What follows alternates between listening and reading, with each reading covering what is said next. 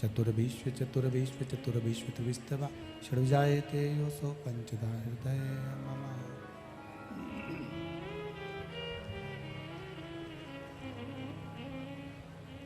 बोलो विश्वनाथ भगवान की जय।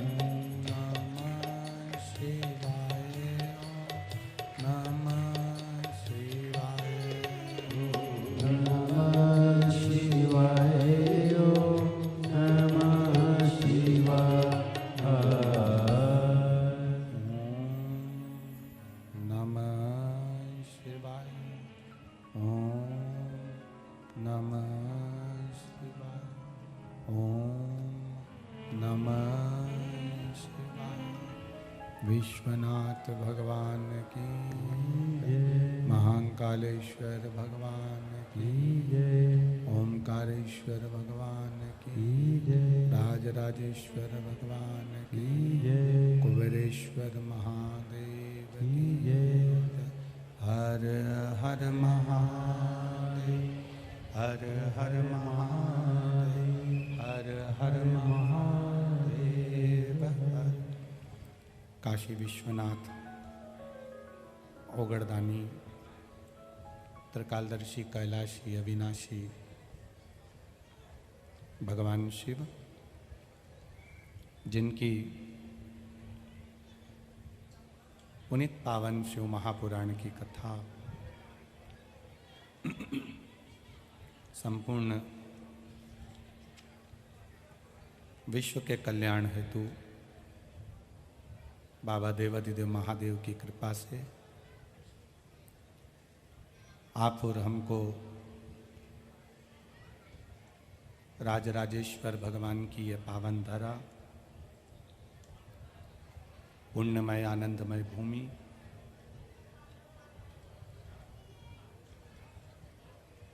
भगवान श्री गजानन जी महाराज की कृपा दृष्टि जिस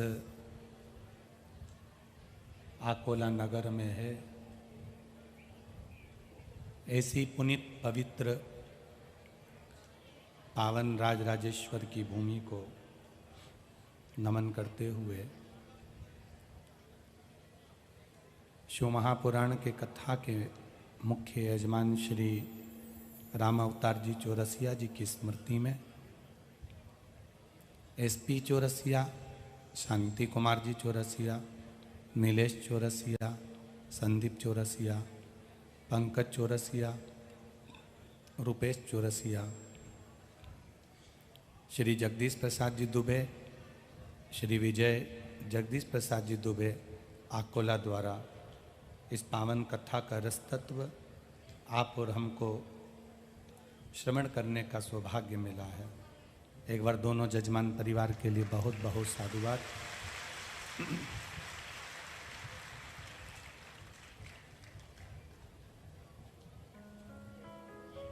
शिव कृपा होती है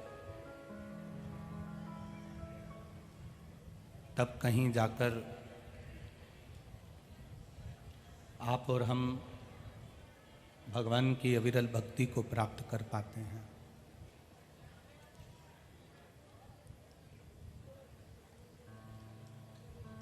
दो कदम भी चलकर यदि हम कथा के पंडाल तक पहुँचे हैं, शिव महापुराण तक पहुँचे हैं, तो ये कहीं ना कहीं बाबा देवाधिदेव महादेव की कृपा, शेगांव वाले गजानन बाबा की करुणा और श्री स्वामी समर्थ की दया है, जो यहाँ बैठकर कथा को श्रवण कर रहे हैं।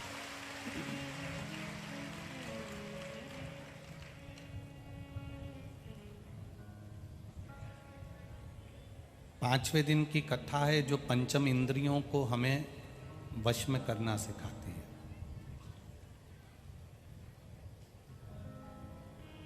हमारी 5 कर्मेंद्री, चाहे हमारी 5 ज्ञानेंद्री, इन इंद्रियों को हमें अपने वश में कैसे करना है, और इन इंद्रियों को वश में करने के बाद हम भगवान का भजन, भगवान का स्मरण कैसे कर सकते हैं। सबसे विचित्र इंद्री है हमारे नेत्र और हमारा मन।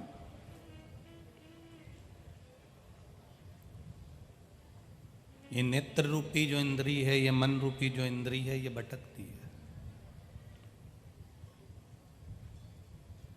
नयन कहीं ना कहीं हमारे मार्ग को विचित्र कर देते हैं। हम जानना चाहते हैं परमात्मा की शरणागति में, और ये नयन कहीं भोग में, कहीं विलास में, कहीं तृष्णा में, कहीं आसक्ति में, कहीं कहीं भटक जाते हैं। मन भी ऐसा है। हमारा मन भी कहीं ना कहीं किसी ना किसी रूप में डोलता ही रहता है, भटकता ही रहता है।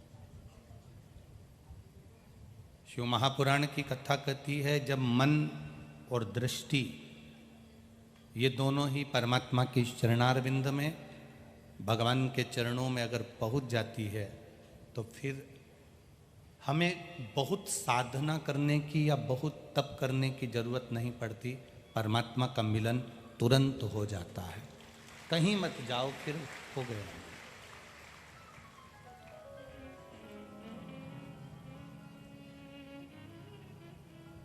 परमात्मा को प्राप्त करने का सबसे बड़ा स्थान है भगवान की कथा को सुनना।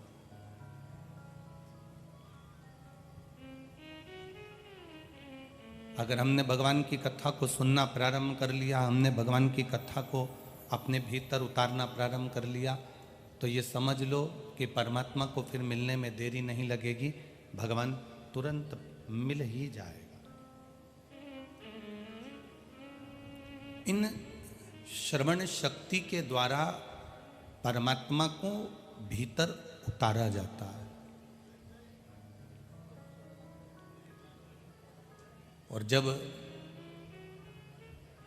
श्रवण शक्ति हमारी प्रबल हो जाए, हमें सुनने पर, कथा सुनते सुनते सुनते सुनते आपका चित्त, आपका मन, आपकी बुद्धि, आपका हृदय, कभी कभी कथा सुनते सुनते आपकी रोमावलियां भी खड़ी हो जाती हैं, रोम खड़े हो जाते हैं।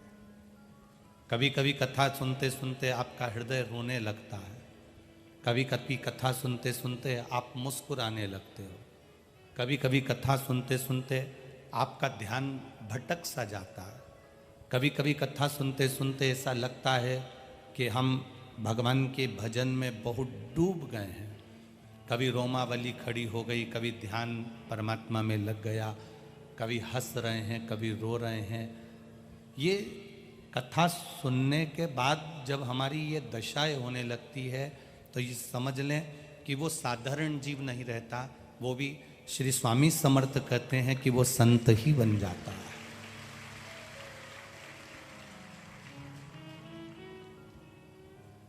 श्री स्वामी समर्थ जी ने चोलप्पा से कहा, चोलप्पा तू मेरे पास में होने के बाद भी तू मेरा नहीं हो पाया।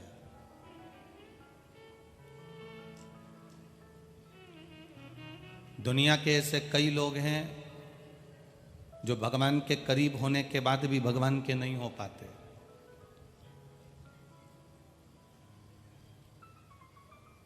भगवान के नजदीक होने के बाद भी भगवान के नहीं हो पाते।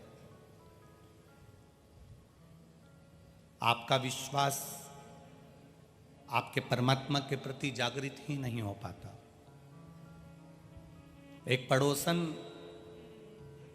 तुम्हारे कहने से पशुपति व्रत करती है और उसका काम हो जाता है, और तुम 2 से 3 बार पशुपति व्रत कर चुकी, इसके बाद भी तुम्हारा काम नहीं हुआ। उसका कारण केवल एक है, उस पड़ोसन ने तेरी बात पर, तेरी वाणी पर, तेरे शब्द पर विश्वास किया, इसलिए उसका काम हो गया, और तू विश्वास को डोल गई। तेरा विश्वास प्रबल नहीं हो पाया, तेरा भरोसा पक्का नहीं हो पाया। अगर भरोसा पक्का हो जाता तो परमात्मा मिल जाता। आप इतने सारे भक्त लोग कथा सुनने आए हैं, लाखों की संख्या में आप लोग यहां पहुंचे हैं।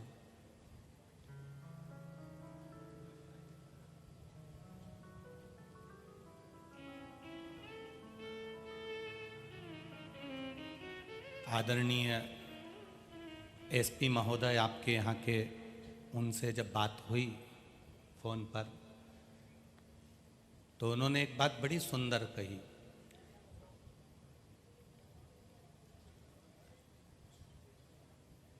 उन्होंने कहा, गुरुजी, आकोला क्षेत्र का ये सबसे बड़ी कथा है, और इस कथा को बस सुचारू रूप से हो जाए, हम तो गजानन बाबा से यही प्रार्थना करते हैं। ये शब्द आदरणीय एसपी महोदय ने जब कहा तो ऐसा महसूस होता है कि वो वाणी केवल एक साधारण जीव की नहीं होती, वो स्वयं गजानंद महाराज की ही कोई वाणी होगी कि कार्य सफल होना चाहिए। आप इतनी आस और विश्वास लेकर आते हो, आप इतना भरोसा लेकर आते हो, आप इतना विश्वास के साथ में शिव महापुराण की कथा को श्रवण करने के लिए आते हो। कहीं ना कहीं आपके भीतर शंकर तो होगा, कहीं ना कहीं आपके भीतर शिव तो होगा। आज के जमाने में किसी को शादी में जाने की फुर्सत नहीं है, अपने रिश्तेदार के यहाँ कोई 2 दिन जाने को तैयार नहीं होता। शादी होती है तो लोग एक दूसरे को भेज देते हैं, तू चले जा, तू चले जा, तू चले जा। पर शिव महापुराण की कथा एक ऐसी कथा है जिसमें आप स्वयं नहीं आते, आपके भीतर जो महादेव बैठा हुआ है वो महादेव आपको यहाँ तक लेकर आ जाता है। आप स्वयं नहीं पहुँचते, पर जो शिव तत्व, ऐसा कोई जलचर, थलचर, वायुचर कोई ऐसा जीव नहीं है जिसके भीतर शिव नहीं है? हाथी का पांव मगर ने पकड़ा, और हाथी का पांव जब मगर ने पकड़ा तो भगवान दौड़ कर आए। हाथी का पांव छुड़ाने के लिए भगवान ने सबसे पहले सुदर्शन चक्र उठाया और किसको मारा? जम के बोलो, हाथी को मारा कि मगर को मारा? मगर को मारा। सुदर्शन चक्र उठाकर मगर का शीश काट दिया और मगर मर गया। हाथी ने भगवान के सामने एक प्रश्न खड़ा कर दिया, ये बताओ, आप मेरा कल्याण करने के लिए आए थे, तो आपने सबसे पहले मगर का कल्याण क्यों करा? पहले मेरा उद्धार करना था, फिर मगर का उद्धार करना था।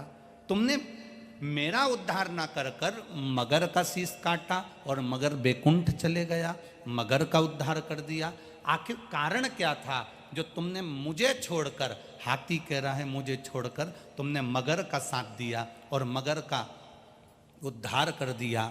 भगवान कहते हैं, हाथी तू मेरा भजन कर रहा था, तू मुझे पुकार रहा था, तू मेरा मंत्र जप रहा था, तू मेरा नाम जप रहा था, और मगर तेरा पांव पकड़ा हुआ था। जो भजन करने वाले का पांव पकड़ लेता है, भगवान सबसे पहले उसी का उद्धार कर देते हैं।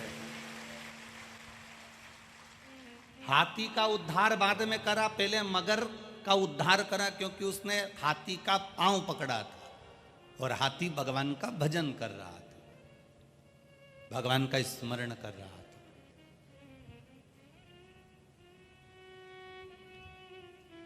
आप संतों के चरण पकड़ते हो, संतों के चरणों को प्रणाम करते हो, भगवान के चरणों को प्रणाम करते हो, घर के बुजुर्गों को, माता पिता को, घर के बड़ों को प्रणाम करते हो, नमन करते हो। क्यों करते हो? क्योंकि उनके भजन का जो बल बड़ा है, उनके चरण हम पकड़ेंगे तो उससे हमारा कल्याण होगा।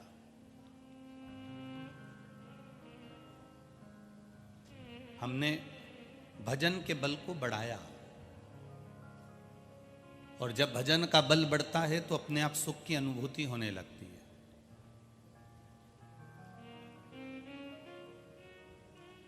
जो व्यक्ति कभी भगवान के मंदिर नहीं जाता, जो व्यक्ति कभी भगवान का भजन नहीं करता, जो व्यक्ति कभी सत्संग को ठीक नहीं समझता, प्रवचन में भी उसको ढोंग नजर आता है, मंदिर में उसको छल नजर आता है, भगवान की शरणागति में उसको केवल व्यापार नजर आता है, ऐसे व्यक्ति का संग जिंदगी में मत करना। अगर कोई भगवान के मंदिर जा रहा है, भगवान के भजन में जा रहा है, भगवान की शरणागति में जा रहा है, तो उसका क्षण भर का सत्संग भी अगर हमने कर लिया तो हमें आनंद की अनुभूति हो जाएगी। राजा हरिश्चंद्र, जिनकी धर्म पत्नी का नाम था तारामती,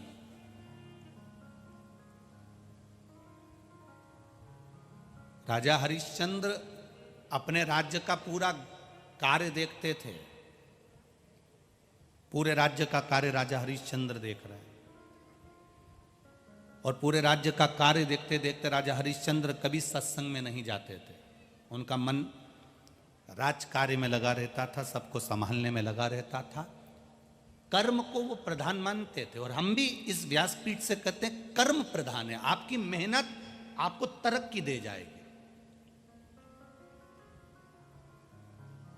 किसी ढोंग ढकोसले में मत पड़ना, किसी के पास जाकर मत बैठना कि कोई तुम्हारा भाग्य बदल देगा।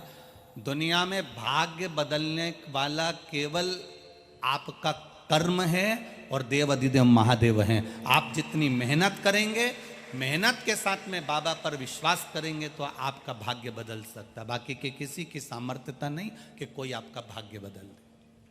आपकी मेहनत आपका भाग्य बदल सकती है, आपका कर्म आपका भाग्य बदल सकता है, आपकी लगन, आपका उत्साह आपका भाग्य बदल सकता है।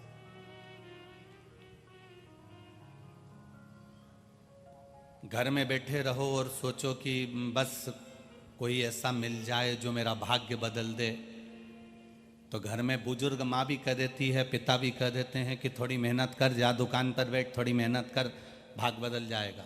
घर में बैठे रहने से भाग्य नहीं बदलता, थोड़ी मेहनत करोगे तो भाग्य बदलेगा।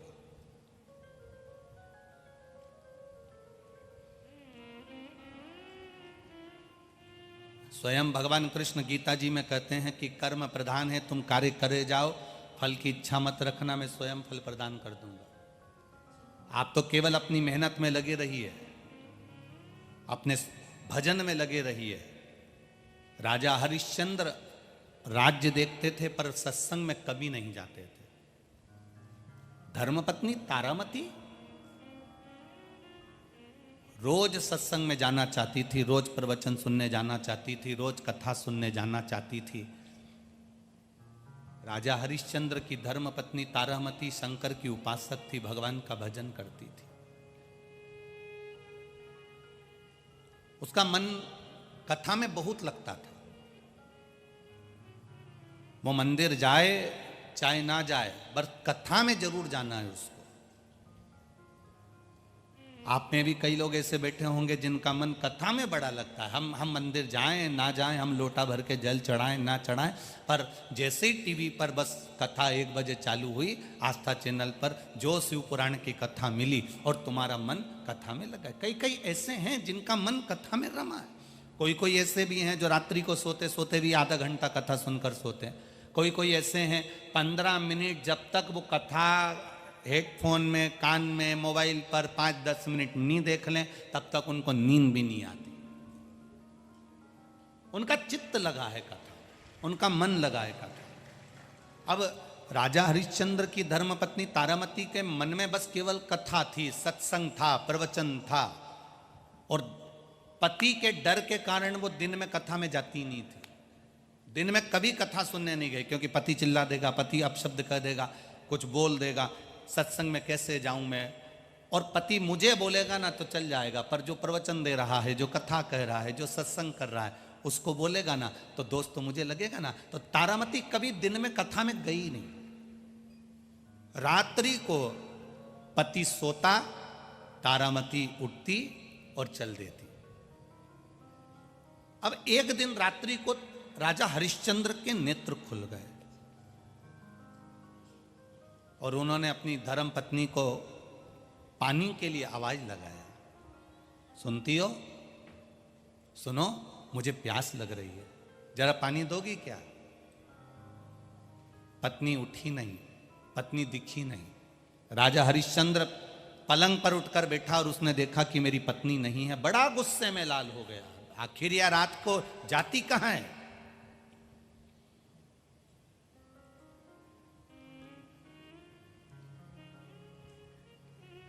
ऐसी गंदी नारी से मेरा विवाह हुआ है? ऐसी नारी जो पति को छोड़कर ना जाने कहां चली जाती है आधी रात को, किससे मिलने जाती है आधी रात को? शिव महापुराण की कथा कहती है व्यक्ति के जीवन में अच्छे विचार बाद में आते हैं, सबसे पहले गलत विचार आते हैं। अच्छे विचार बाद में आएंगे, पहले गलत विचार व्यक्ति के भीतर प्रवेश कर जाते हैं। व्यक्ति के भीतर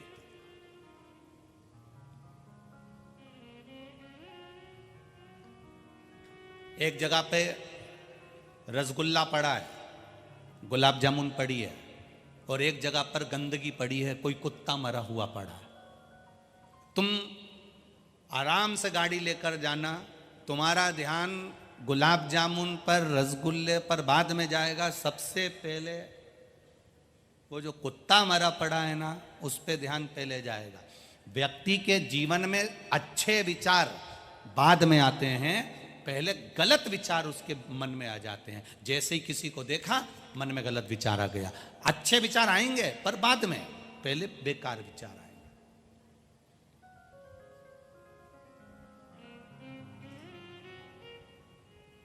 अब राजा हरिश्चंद्र को क्रोध आ गया। उसने विचार करा कि ये कैसी नारी है, अपने आप को ढोंग करती है, प्रपंच करती है, मांग में सिंदूर भरती है, गले में मंगलसूत्र पहनती है, हाथ में चूड़ा पहनती है, पांव में पैजनिया पहनती है, कमर में करधनिया पहनती है, बालों में गजरा लगाती है, होठों पर लाली लगाती है, नैनों में सुरमा लगाती है, और रोज सिर पे पल्लू लेकर मुझे प्रणाम करती है, और ना जाने किससे मिलने के लिए आधी रात को चली जाती है। रात भर राजा हरिश्चंद्र इंतजार कर रहे हैं, पर वो ब्रह्म मुहूर्त तक नहीं आई, तारामती सुबह तक नहीं आई। राजा हरिश्चंद्र ने विचार कर लिया, आज की रात तो जाने दो, कल पता लगाऊंगा कि यह जाति कहां है, इसके पीछे पीछे जाऊंगा। राजा हरिश्चंद्र का दिन भर राजकाज में मन नहीं लगा, क्योंकि जब मन में गलत विचार आ जाते हैं तो वो नींद उड़ जाती है, अच्छा व्यवहार वो कर ही नहीं सकता। घर में झगड़ा कर कर गया हुआ व्यक्ति दुकान पर नौकर से या ग्राहक से एक बार झगड़ा जरूर करेगा, यह पक्का है। वो झगड़ा करे बिगर मान ही नहीं सकता।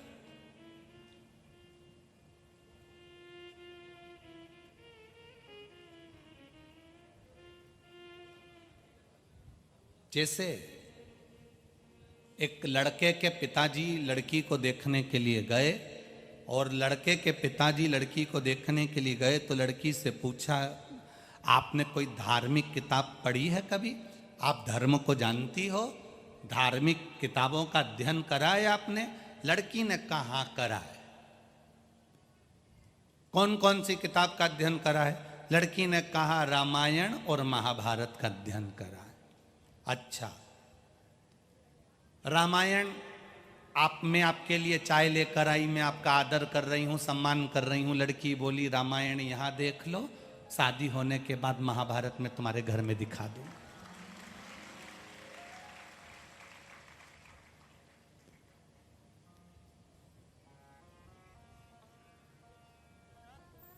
हम राजा हरिश्चंद्र विचार, दिन भर उनका चित्त नहीं लग रहा, दिन भर उनका मन नहीं लग रहा, दिन भर उनके चित्त वृत्ति नहीं लग रही। आज राजकाज में उनका मन नहीं है राजा हरिश्चंद्र का। और जब राजकाज में राजा हरिश्चंद्र का मन नहीं, रात्रि हुई, विश्राम करा, पत्नी सोई, बस इसने सोने का नाटक करा राजा हरिश्चंद्र ने। पत्नी रात को उठी, पादुका पहनी, चली। राजा हरिश्चंद्र ने तलवार निकाली, पत्नी का सिर काटने के लिए पीछे बढ़ा। राजा हरिश्चंद्र को लगा अभी नहीं मारूंगा इसको, इसका जो प्रेम करने वाला है ना उसको भी देख लूं, दोनों का सिर एक साथ काटूंगा। अभी नहीं मारूंगा इसको, पहले उसको भी देखूं और उसको भी मारूंगा। राजा हरिश्चंद्र पीछे पीछे जाने लगे। रानी तारामती आगे आगे जा रही है। तारामती ने, सामने प्रवचन चल रहा था, रात्रि को सत्संग चल रहा था, खूब जोरदार कथा चल रही थी। तारामती ने अपनी चप्पल उतार दी, पादुका उतार कर प्रणाम कर कर अंदर प्रवेश करी और सत्संग में जाकर बैठ गई। राजा हरिश्चंद्र ने जो ध्यान लगाकर देखा ये कहाँ बैठी है, तो देखा सामने भगवान का प्रवचन चल रहा था, भजन चल रहा था, कीर्तन चल रहा था, सत्संग चल रहा था। तारामती उसमें जाकर बैठी और भगवान का भजन करने में लग गई। राजा हरिश्चंद्र की आंख में जल भर गया। मैं इसके लिए गलत सोच रहा था और ये तो भजन में लगी हुई है, ये सत्संग में लगी हुई है।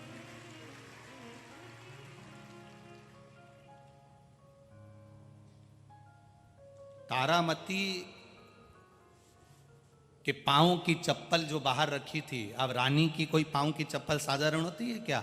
राजा रानी के पांव की जूतियां, चप्पल साधारण होती है, उसमें भी हीरे जड़े होते हैं। आज राजा ने क्या करा, राजा हरिश्चंद्र ने रानी की एक चप्पल को उठाकर ले गया, पेटी में बंद कर ताला लगाकर, चाबी को कमर में रखकर अपने कक्ष में तकिए के नीचे रखकर आराम से सो गया। रानी तारामती भजन में डूबी हुई थी, सत्संग में डूबी हुई थी, संकीर्तन में डूबी हुई थी। सत्संग में रानी तारामती डूबी हुई है, भजन में डूबी हुई है। उसको नहीं मालूम कि मेरी चप्पल कोई ले गया। आपके साथ भी ये हुआ होगा, कभी तो हुआ होगा। तुम मंदिर में जल चढ़ा रहे हो, तुम मंदिर में पूजन कर रहे हो, तुम कथा श्रवण कर रहे हो, तुम सत्संग में लगे हो, तुम भगवान के दर्शन करने में लगे हो और कोई तुम्हारी चप्पल ले गया। राजा हरिश्चंद्र ले गए अपनी पत्नी की चप्पल को उठाकर, जो हीरे से जड़ी हुई थी। एक चप्पल, एक वहीं पड़ी है, पेटी में बंद कर दिया, ताला लगाकर चाबी को पलंग पर रख लिया तकिए के नीचे। तारामती सत्संग कर कर जब उठी, घर जाने लगी तो अपनी पाँव की मोजड़ी, अपने पाँव की चप्पल, जूता ढूंढने लगी। जितने लोग प्रवचन में आए थे, सत्संग में आए थे, सब ने पूछा, रानी क्या हो गया? मेरी चप्पल नहीं मिल रही है, मेरी जूती नहीं मिल रही, मेरी मोजड़ी नहीं मिल रही, ना जाने कहां चली गई मेरी पादुका। एक पादुका है पर एक नहीं मिल रही है। रानी तारामती, आप रोज भगवान से कहती हो ना, कथा में जब बैठती हो, कथा सुनने जब बैठती हो और कथा के बीच में जब निवेदन करने का मन होता है, जब नमन करने का मन होता है, तारावती तू भगवान से क्या मांगती थी? बोल, शंकर से क्या मांगती थी? तारावती ने कहा, मैं रोज महादेव से कहती थी, महादेव ऐसी कृपा करना कि एक बार मैं जोड़े से प्रवचन सुनूं, जोड़े से कथा सुनूं, जोड़े से सत्संग करूं, ऐसी कृपा कर देना। तारामती बोली, अब वो जोड़े से प्रवचन तो नहीं हो पाए, मालूम पड़े चप्पल का जोड़ा भी बिगड़ गया। अब वो प्रवचन तो नहीं मिले जोड़े से, पर वो चप्पल का जो जोड़ा था, जूती का जो जोड़ा था, मोजड़ी का, पादुका का जो जोड़ा था, वो भी खाली रह गया, एक पड़ी रह गई। अब करूं तो करूं क्या? घर जाऊंगी, सुबेरे राजा हरिश्चंद्र देखेंगे, मेरे पांव की पादुका सामने, जैसे ही राजा हरिश्चंद्र पूछेंगे कि एक मोजड़ी कहां गई, हीरे जड़ित, रतन जड़ित, सोना जड़ित, वो पांव की चप्पल कहां गई, क्या जवाब दूंगी मैं? चिंता मत करो रानी, भगवान की कथा में वो बल होता है कि भगवान किसी की जोड़ी नहीं तोड़ता है। तो ये तो चप्पल है, इसकी जोड़ी कहां से तोड़ गई? किसी की जोड़ी नहीं तोड़ता भगवान।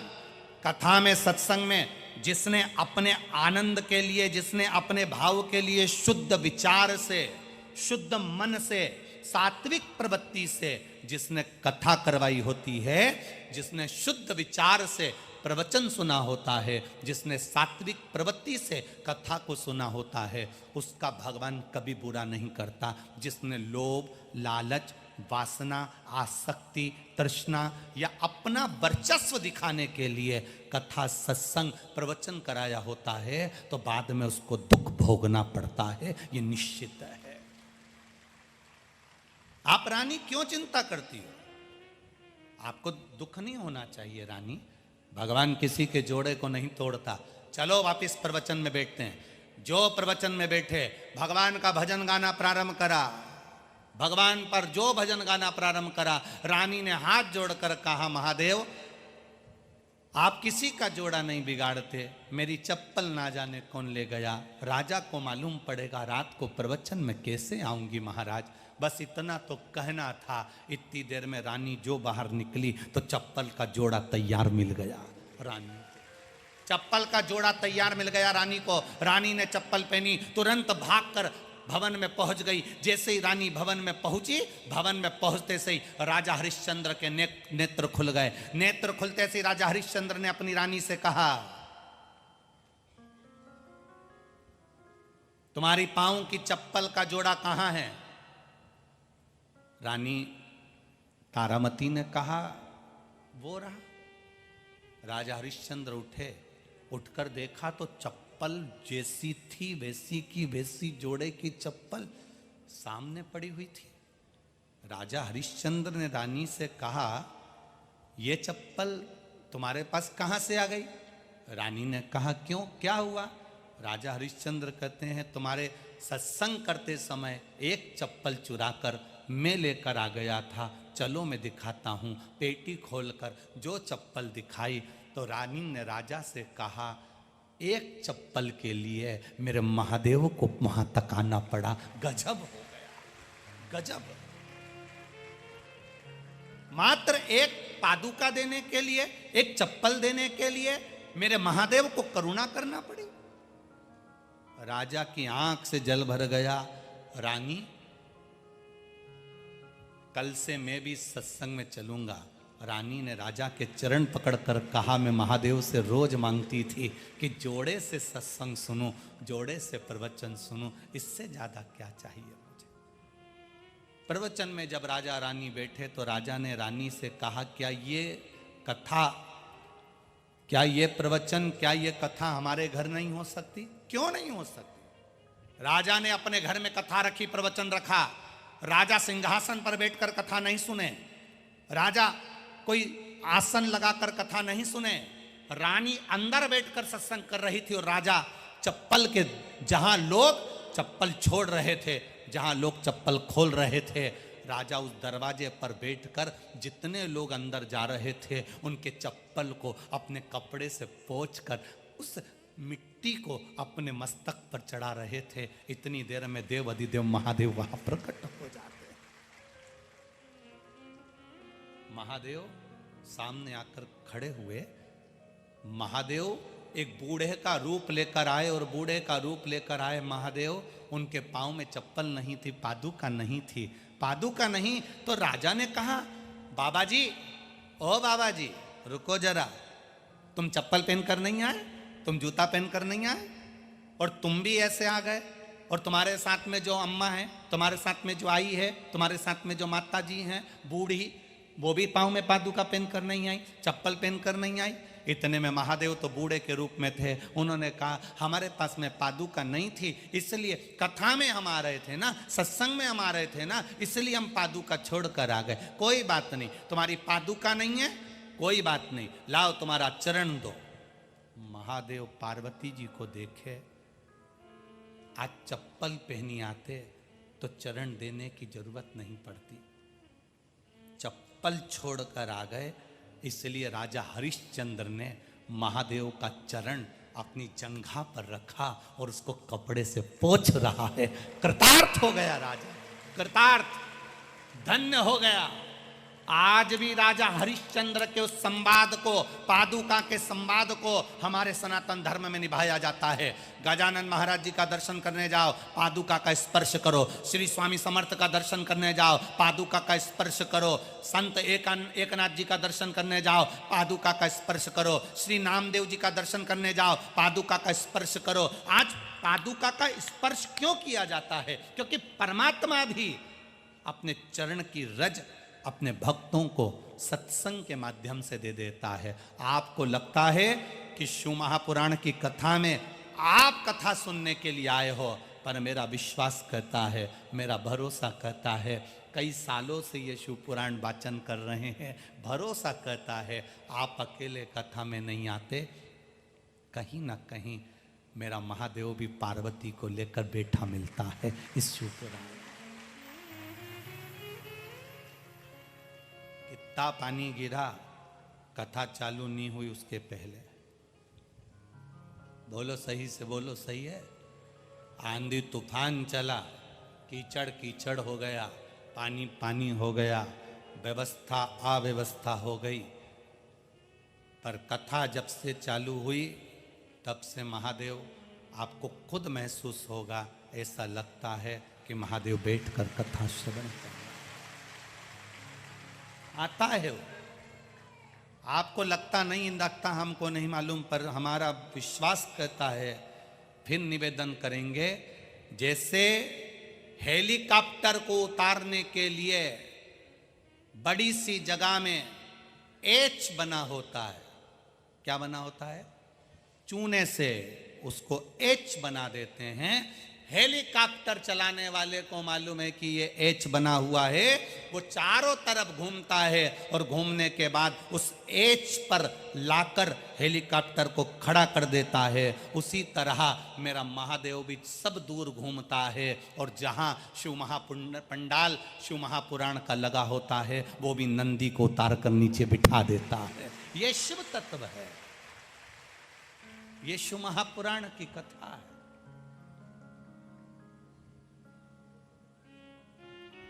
कितना दान धर्म अकोला नगर के लोग और आसपास के गांव के लोग कर रहे हैं, कितना। रात्रि को कोई फ्रूटी बांट रहा है, कोई पानी, कोई कोल्ड ड्रिंक, कोई बिस्कुट, कोई हलवा। कल रात्रि को कोई रवे का हलवा लेकर आ गए, इतना घी उसमें, देसी घी, और ऐसा हलवा बट रहा, कोई कुछ बांट रहा, कोई कुछ बांट रहा। थोड़ी दूर जाओ तो भंडारा चल रहा, कहीं गौशाला में भंडारा चल रहा, कहीं यहाँ भंडारा चल रहा। लोगों का जहाँ मन पड़ रहा वहाँ दे रहे, खिला रहे, प्रेम से खिला रहे, आनंद से।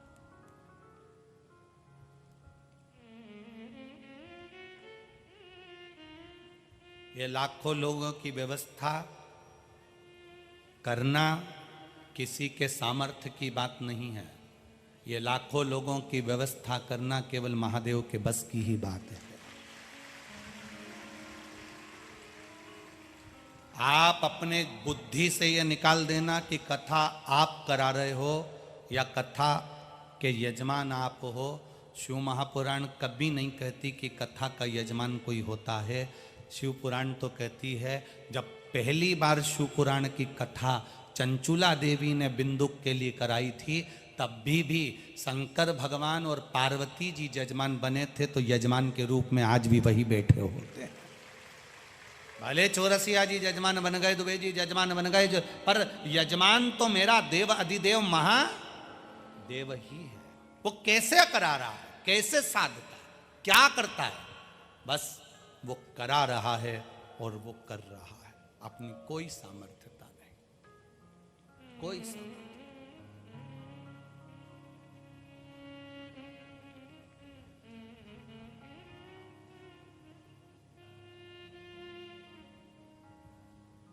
इतनी लंबी ड्यूटी तो ये पुलिस वाले भी लगे हैं, इनने भी अच्छे अच्छे मंत्री संतरी की नहीं करी जितनी देव अधिदेव महादेव की सुबेरे से लेकर रात तक करी। अच्छा मिनिस्टर 2 बजे आएगा, ये 9 बजे संभालने बैठते हैं, परंतु यहाँ तो 8 बजे कथा, तो 4 बजे से इनको उठ के आना पड़ता है। कई कथा सुनने वाले ऐसी माताएं, ऐसे भाई लोग कथा सुनने आते हैं, ऐसे कथा सुनने के लिए बैग ले लेकर आए हैं। सवेरे 8 बजे कथा है, अगर मैं उठकर नहाने गई तो मेरी जगह चली जाएगी, तो कथा होने के बाद नहाऊंगी।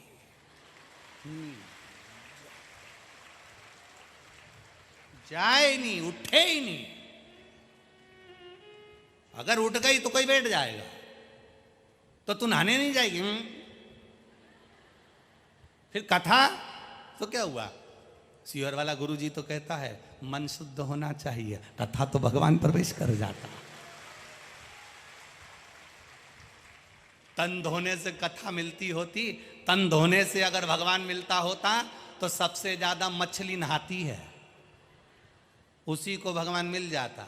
अगर मान लो अगर नहाने से कथा मिलती, तो नहाने से भगवान मिलता, तो भगवान तन धोने से नहीं मिलता, भगवान मन धोने से मिलता है। आपकी पवित्रता भीतर की होना चाहिए, भीतर। अब मालूम पड़े मुख में राम और बगल में, जम के तो बोलो छोरी, और राम राम जपना अपना, और सोचो कि भगवान मिल जाए तो मिलेगा री जीजियो? कभी नहीं मिल सकता, कभी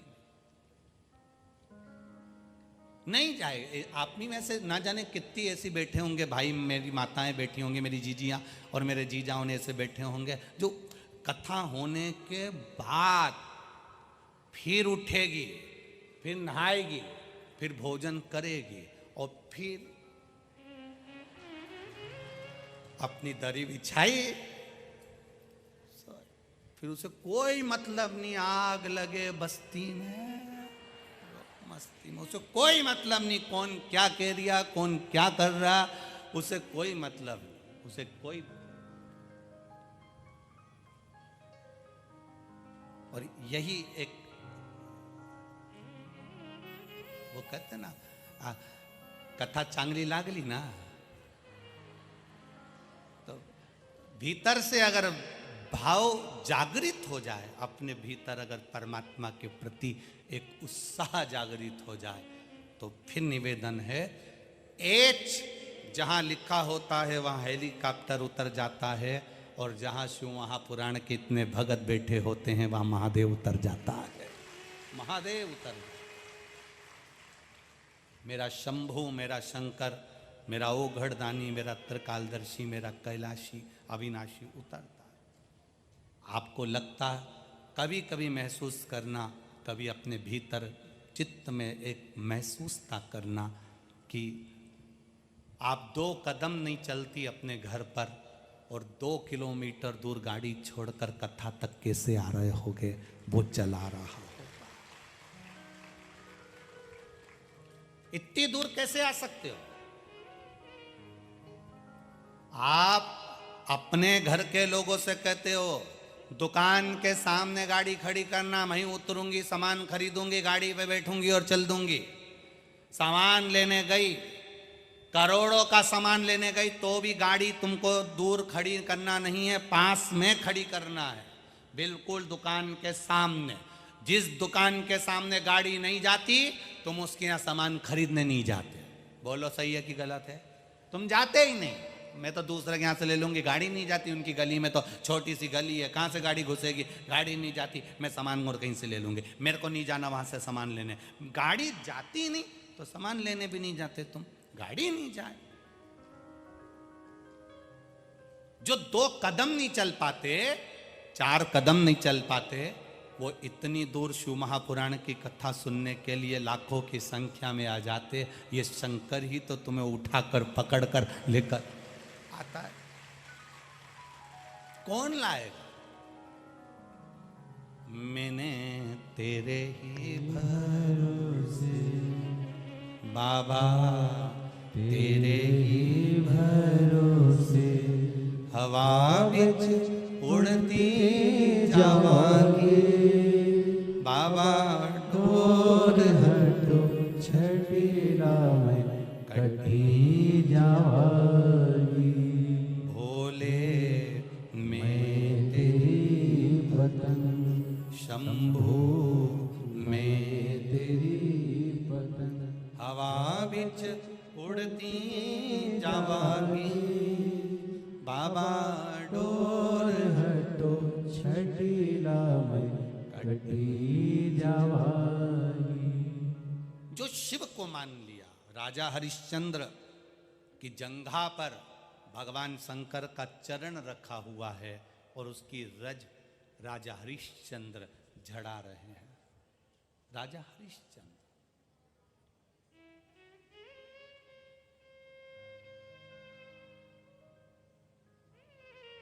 आपसे कहते हैं, हम परसों की कथा में कहा था, जिसको याद होगा वो बता देगा।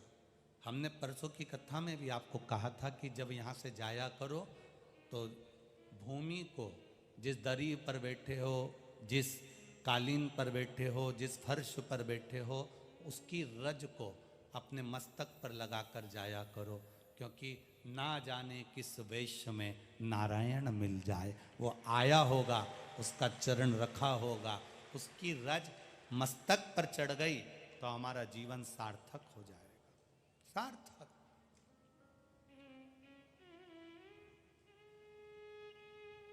वो रज हमारे भीतर उतरे, हमारे भी आचार, विचार, सत्कार और प्यार, ये 4 चीजें हमारे जीवन को श्रेष्ठ बना देती है। पहले नंबर पर है आचार। आचार वो नहीं तो तुम समझ लो केरी का अचार, नींबू का अचार हो। आचार मतलब हमारा व्यवहार, हमारी बोलचाल की भाषा,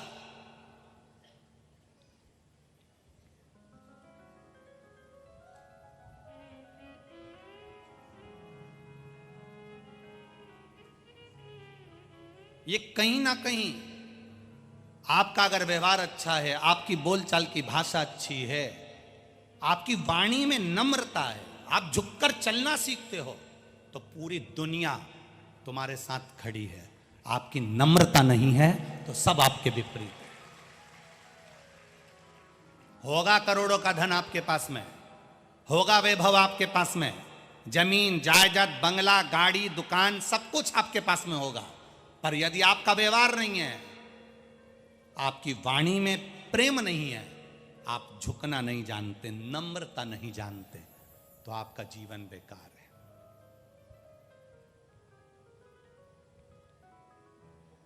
एक गरीब व्यक्ति मरता है, 100 लोग इकट्ठे हो जाते हैं, एक बहुत पैसे वाला मरता है, अगर उसका व्यवहार नहीं होता तो 4 लोग भी इकट्ठे नहीं होते हैं।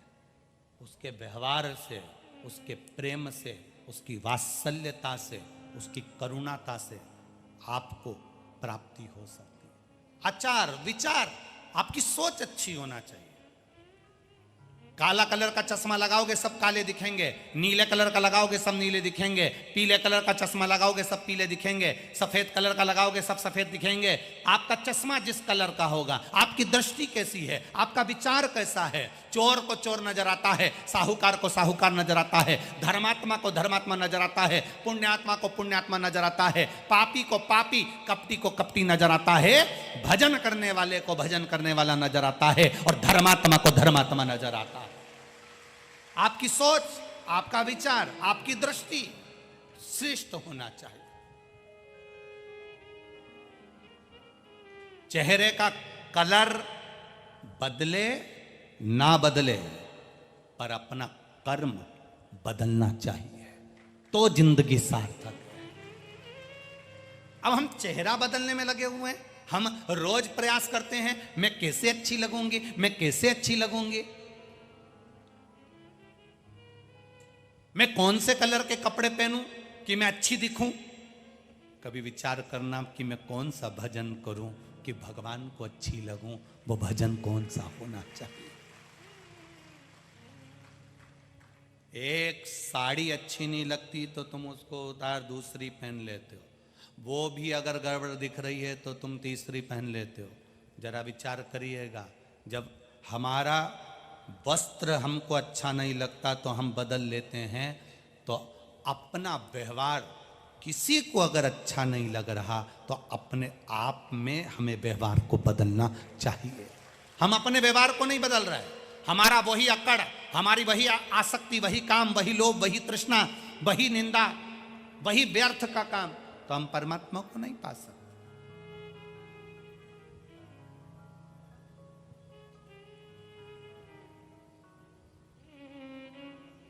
जो वात्सल्यता से परमात्मा को पाने का प्रयास करता है, भगवान वात्सल्यता से देता भी है।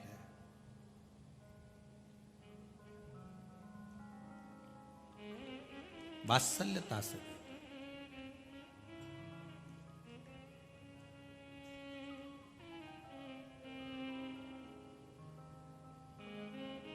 शिव कथा कह रही है, भगवान शंकर का संवाद कर रहा है। आपका व्यवहार, आपका विचार, आपका सत्कार, आप किसी का सत्कार कैसे कर रहे हो। आपके घर में कोई आता है, केवल घर का बुजुर्ग उठकर उसको पानी पिलाता है। घर में 3 बहू, 4 बहू, 2 बहू, सब अपने अपने कमरे में, अकेली बुजुर्ग मां उठी है, अकेला बुजुर्ग उठा है और उठकर पानी पिला रहा है। व्यवहार मालूम पड़ता है, घर का सत्कार मालूम पड़ता है कि आपका सत्कार कैसा है। विदुर जी के यहां भगवान कृष्ण गए तो विदुर जी नहीं थे, उनके घर में विदुरानी थी। नया पलंग विदुरानी ने विदुर जी से कहकर बनवाया था। आजकल तो ये लकड़ी के पलंग बनते हैं, पहले के समय का जो पलंग होता था, आसपास में लकड़ी लगी होती थी, बीच में रस्सी लगी होती थी, निवाड़ पट्टा बंधा होता था। क्या बोलते हैं इधर, खटिया? हाँ ठीक है, ये वही खटिया है ना, खड़ी कर दी जो, हाँ ठीक है, तो उसको लोग खटिया कहते हैं। वो पलंग विदुर जी से कहकर विदुरानी ने बनवाया। विदुर जी से कहा एक पलंग बनवा दो बड़ा सुंदर, भगवान आएंगे तो मैं उनको बिठाऊंगी। विदुर जी ने नया पलंग बनवाकर, जहां पुराना पलंग था जिसकी रस्सी को उंदरा ने, चूहा ने 4 जगह से कतर दिया था, उस पलंग के पास में नया पलंग रखा है। विदुर जी नहीं है और घर भगवान आ गए। विदुरायन ने जो भगवान को देखा सुध भूल गई, आज हरि आए विदुर घर पावना, सुध भूल गई। और क्या सुध भूली विदुरायन, भगवान से कह रही आइए पधारो, आओ। और भगवान अंदर आए। विदुरायन कह रही मैं तुम्हारे लिए पलंग बिछाती हूं, नया बनवाया। और जो नया पलंग था विदुरायन उसको उठाई भी नहीं। जो पुराना पलंग था जिसकी रस्सी को 4 जगह से ऊंदरा ने चूहे ने कतर दिया था, विदुरायन ने वो पलंग बिछा दिया और भगवान से बोली, बैठिए, आपके लिए नया बनवाया है। भगवान ने जो पलंग की दशा देखी तो भगवान ने सोचा, नया ऐसा है तो पुराना कैसा होगा। अगर नया ऐसा है तो फिर पुराना कैसा होगा। बैठिए। अब जो 4 लकड़ी नहीं होती है पलंग में, चारों तरफ जो लकड़ी लगी होती है, चारों तरफ जो लकड़ी लगी होती है, उस पलंग की लकड़ी पर भगवान धीरे से कोने पर बैठे, अंदर नहीं बैठे क्योंकि रस्सी टूट रही थी। विदुरायन ने हाथ जोड़कर कहा, प्रभु आपके लिए नया बनवाया और आप ऐसे बैठोगे, अंदर खसको। भगवान विदुरायन से बोले, नहीं खसकूंगा, अगर मैं खसक गया तो पूरा ही खसक गया। नहीं, विदुरायन बोली, ऐसा नहीं चलेगा, थोड़ा सा अंदर खसको प्लीज। हाथ जोड़कर बार बार निवेदन करा, थोड़ा तो खसकना पड़ेगा। और भगवान अब विदुरायन के भाव को जान गए। अब भाव तो भाव होता है ना, बिना भाव के कोई चीज भाती थोड़ी ना। एक जमाई था, उस जमाई को बैंगन की सब्जी अच्छी नहीं लगती थी। अब उसको बैंगन की सब्जी अच्छी नहीं लगती थी और ससुराल गया, और ससुराल में गया तो ससुराल में पहली बार गया और सास ने बैंगन की सब्जी बनाई और सारी सब्जी, मिठाई, रसगुल्ला सब थाली में रखा। पर जमाई को लगा सामने बैंगन की सब्जी है, मुझे बहुत बुरी लगती है, एक काम करता हूं, सबसे पहले इसी को खाकर फिर दूसरी चीज खाऊंगा, जो अच्छी नहीं लगे पहले उसे निपटा लो। पर हमने इस कथा के बाद में ये विचार कर लिया कि जो अच्छी नहीं लगे उसके बाद में खाओ, जो अच्छी लगे वो पहले खाओ। इसने कहा अच्छी नहीं लगती, पहले ये खा जाता हूं। एक रोटी का टुकड़ा लेके पूरी बैंगन की सब्जी खा गया। इतने में साली ने अंदर जाकर बताया, मम्मी जीजा जी को बैंगन की सब्जी इतनी अच्छी लगी, इतनी अच्छी है कि उनने कुछ भी, ना तो गुलाब जामुन खाई, ना समोसा खाया, ना कचौड़ी खाई, केवल बैंगन की सब्जी खाई। इतने में माँ ने कहा, बेटी जाओ एक कटोरी और दिया। अब वो एक कटोरी बैंगन की सब्जी फिर ले गई। जीजा जी, जीजा जी, जीजा जी। जीजा जी बोले, नीची है, नीची है, नहीं तुम्हें मेरे हाथ की तो लेना ही पड़ेगी, चाहे कुछ भी हो जाए। जीजा जी बोले, मैं कोई दूसरा आइटम ले लूँगा, नहीं तुम्हें तो लेना ही पड़ेगा। और वो कटोरी फिर धर गई। अब जीजा जी को लगा फिर सब्जी आ गई बैंगन की, इसको नफरत थी बैंगन की सब्जी से। अब इसने कब साली देके गई, इसने फिर रोटी का टुकड़ा लिया, फिर खा गया। इसने कब गुलाब जामुन बाद में खा लूँगा, पहले ये हटा। इतने में ससुर जी आए, उन्होंने देखा जमाई कितना सीधा साधा, कितना बढ़िया, ना गुलाब जामुन खाए, ना समोसा खाए, बैंगन की सब्जी खाए। ससुर अंदर गए, अपनी पत्नी से कहा, जरा एक कटोरी सब्जी देना, एक कटोरी। ससुर जी, बेटा बहुत लोगों को देखा, सबको अच्छा अच्छा सामान पसंद है, पर पहली बार हमारा इतना जोरदार जमाई मिला जी को बैंगन की सब्जी थी, भाई खाना पड़ेगी। और वो कटोरी रख गया। अब ससुर के हाथ की नहीं खाए तो पत्नी प्राण खाए।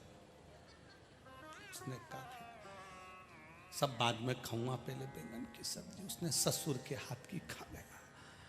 इतने में सास पूरी कढ़ाई लेके, ये बैंगन की सब्जी तुम्हें इतनी अच्छी। जमाई उसके बाद कभी नहीं आया। अब विदुरानी कह रही है कि बैठो अंदर खसको।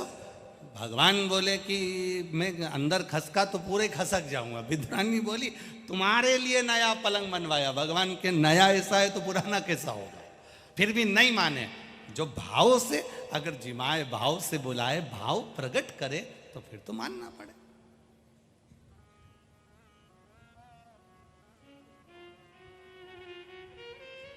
अब होता है कभी कभी ऐसा क्रम।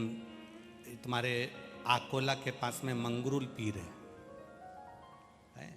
अब वो मंगरूल पीर में वह नारायणी बाई, बहुत पहले की बात, 10, 12, 15 साल और पहले की, लगभग 20, 22 साल पहले की बात है, उनने कराई कथा।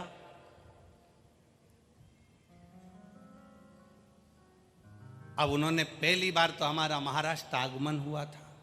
हमको क्या मालूम था कि यहाँ मिर्ची का ठेसा भी चलता है। हमने तो वहाँ आज तक मध्य प्रदेश में ये ठेसा पैसा देखा, बस सब्जी देखी थी। तो उन्होंने ऐसा मिर्ची को अच्छा पीस के उसको ऐसा बगान मगान लगा के ऐसे थाली में, जैसे पत्ता गोभी की सब्जी, बैंगन की सब्जी सब धरी थी, अचार उसी में वो रखा था। महाराष्ट्र का विशेष आइटम उसी पे रखा। अब हमारे मन में आया कि कितनी कंजूस हैं, इतनी सी सब्जी धरी। अब हमको क्या मालूम था कि इतनी गजब कर जाएगी। अब हम तो सोचे कि कंजूस है, इतनी सी धरी। अब हमने मन में सोचा कि वारी नारायणी बाई ने तेरे सब्जी इतनी सी धरी। अपन ने भी सोचा सब्जी अच्छी दिख रही, उनमें से थोड़ा सा तेल बहरिया था, मसाला जोरदार दिख रहा है, सब्जी अपना क्या जाए, इतने कम धरी है, नहीं तो खा जाए। एक रोटी का टुकड़ा लिया ने, निपटे ही के ना मुंडा में जो धरिया।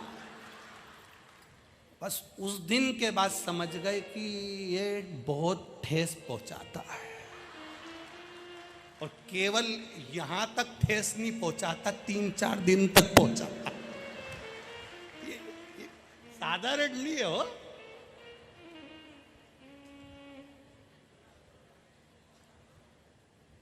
अभी कल की बात है, वो चौरसिया जी के यहाँ से प्रसाद, महाप्रसाद तो ऊ में आ गया था, हम समझ गए थे।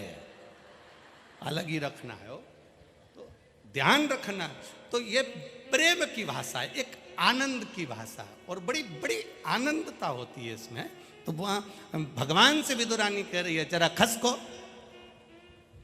खसको जरा। अब जो खसकने का कहा तो भगवान जो खसके, पूरी रस्सी टूट गई और भगवान उसके अंदर फंस गए। पांव उधर और भगवान इधर, और विदुरानी पूछ रही कैसा लग रहा है। भगवान कह रहा है ऐसा लग रहा है जैसे 100 किलो के कपास पे बैठा हूं। अब विदुरानी बोली, भूख लग रही होगी, तुम्हारे लिए कुछ खाने का लाती हूं, तुम्हारे लिए कुछ खाने का लेकर आती हूं, मैं तुम्हारे लिए कुछ लेकर आती हूं खाने का। विदुरानी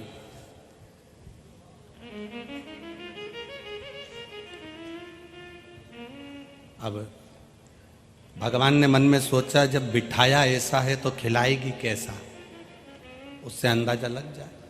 मैं तुम्हारे लिए कुछ खाने का लाती हूं। और विदुरानी अंदर गई, केले लेकर आई। भगवान के मन में संतोष हो गया, कम से कम अच्छा हुआ केला ही लाई है, भाटा उठा लाती इसका क्या ठिकाना।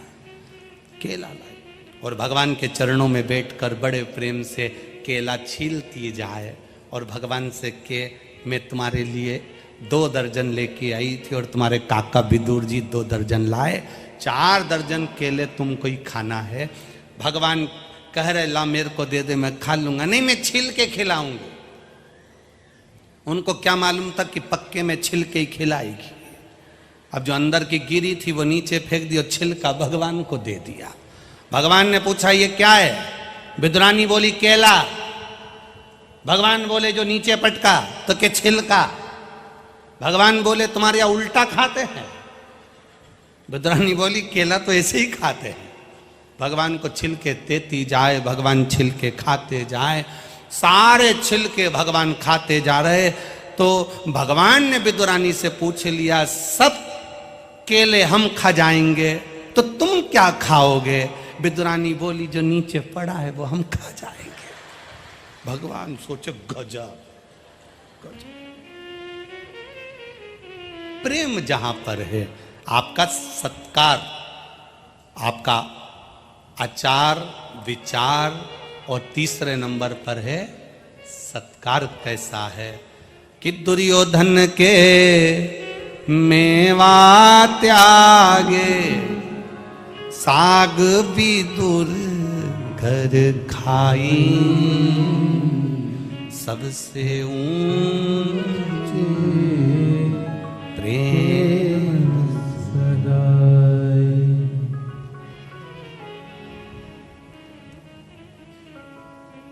सबसे ऊंचा संबंध है प्रेम का, आचार विचार और सत्कार। सत्कार कैसा है आपका? धन से कोई सत्कार नहीं होता, बेभव से कोई सत्कार नहीं होता। एक गरीब व्यक्ति के घर में शादी में जाना और एक पैसे वालों के घर में शादी में जाना। पैसे वालों के शादी में दरवाजे पर खड़े होकर हाथ जोड़ लेंगे, जाइए अंदर खाइए, कोई पूछने नहीं आएगा तुमसे अंदर कि तुमने पानी पतासा खाया कि नहीं खाया, रोटी खाई कि नहीं खाई, सब्जी खाई कि नहीं खाई, जलेबी खाई कि नहीं खाई। अंदर पूरे ग्राउंड में कोई नहीं पूछेगा। जाओगे तो हाथ जोड़कर जाने का बोल देंगे। पर किसी गरीब के घर शादी में जाना, वो तुम्हारे लिए कुर्सी लगाएगा, सेठ जी आए हैं, बैठो साहब, मैं थाली लगा देता हूं, थाली लगा देगा, आओ साहब, खाओ साहब, बैठो साहब। गरीब के घर जाओगे, सत्कार क्या होता है वो गरीब बता सकता है।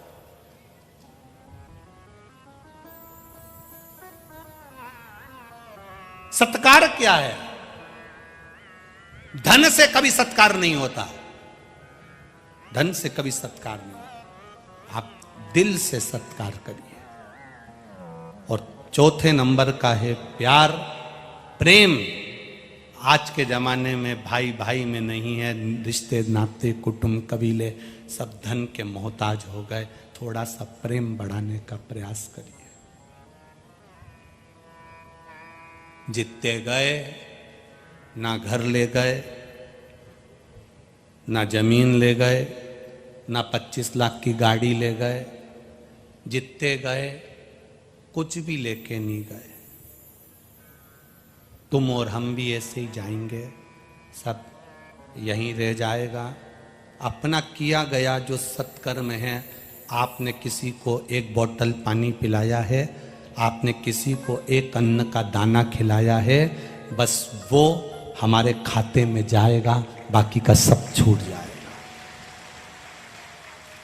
बड़ों का आदर करा, बुजुर्गों को नमन करा, प्रणाम करा, माता पिता का आदर करा, कभी ऊंचे आवाज में शब्द नहीं बोले, सम्मानजनक शब्दों का विचार किया गया, तब समझ लो कि आपके साथ आपका पुण्य जा रहा है। गाली देने वाला गाली दे रहा है, अपशब्द करने वाला अपशब्द कर रहा है, ताने देने वाला ताना दे रहा है। जरा सा किसी ने एक संबोधन में लोग कह देते, जरा सा किसी ने कह दिया कुत्ता, बस गाली में जैसे ही बोला कुत्ता, और कुत्ता बोलते से ही और तुमने चिल्लाना चालू कर दिया, चिल्लाना चालू कर दिया, तो उसमें उसकी गलती नहीं है जिसने कुत्ता कहा है, गलती तुम्हारी है कि तुम भौंके क्यों।